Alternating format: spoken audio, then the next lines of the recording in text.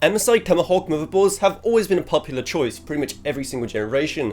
So what has MSI done then to make the brand new MSI Mag X870 Tomahawk Wi-Fi worth a whopping $300? Well, starting off with CPU power, here they included 14 plus 2 plus 1 phases rated at a maximum of 80 amps, which if you've seen pretty much any of my other motherboard videos, you know what I'm about to say. That's more than enough, and it really doesn't matter to the average Joe. Especially given the fact that you do get the expected 2 full 8 pins for CPU power here. It is more than enough for pretty much any Ryzen CPU. And memory-wise, we actually do see it being rated for up to 8400 megatransfers per second. And moving down to PC expansion, while unfortunately, we once again do not see any physical 1X slots, because I'm pretty sure they're just doing that to annoy me now, but you do still get a primary PC Gen 5 16X slot, an additional slot that is just one Gen 3 lane, and finally one more which is Gen 4 by 4. Though storage-wise, now here where things get interesting, because you get a whopping 4 M.2 slots, with 2 of them being Gen 5, giving you plenty of fast storage,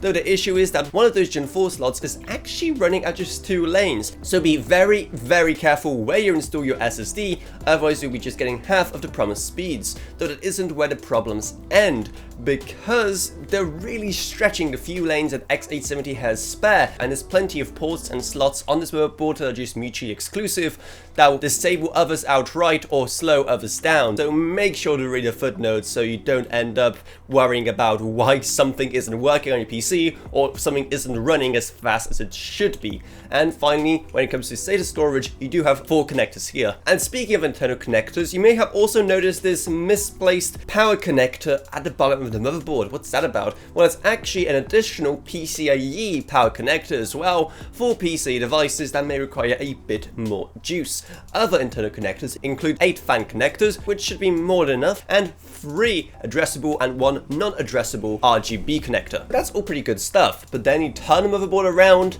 you look at the rear I/O, and you just gasp at the sheer beauty of it. One of the many standouts here is of course the whopping 9 USB Type-A ports, which even gives Gigabyte a run for the money, though the star of the show is definitely the 3 USB Type-C ports that are here.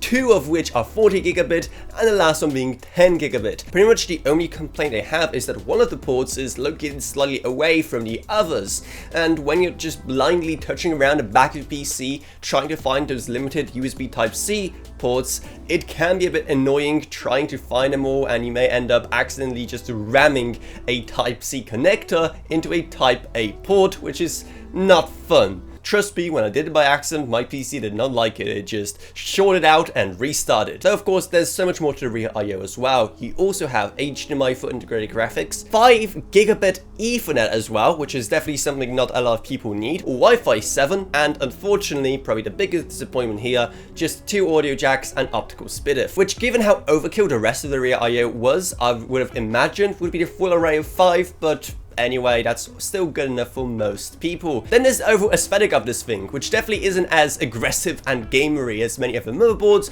which is either a positive or negative depending on how you look at that. And those lime green elements probably don't match too many other PC components. But hopefully you can see now why this thing costs $300. There's so many cheaper X870 motherboards out there, but this one has pretty much everything you could care about and so much more in a way that actually improves the overall user experience of actually using your PC. So if you want to get it yourself, then Amazon and Newegg links to it will be up in the iCards and down in the video description below, where you're also going to find a Patreon, because even a single $1 a month truly goes a long way. Plus huge thanks to Gavin Burns, Justin Rage, Ella Vroniak, Balaj Velka, Patrick Harrison, Nala Sunanin, Max Sumner, Shin Allcraft, Level Up, and Robert Sanders. But anyway, that's what it is. I hope you enjoyed this video. If you did, then remember to subscribe, like, whatever, and I'll see you all in whatever I make next. Goodbye everyone.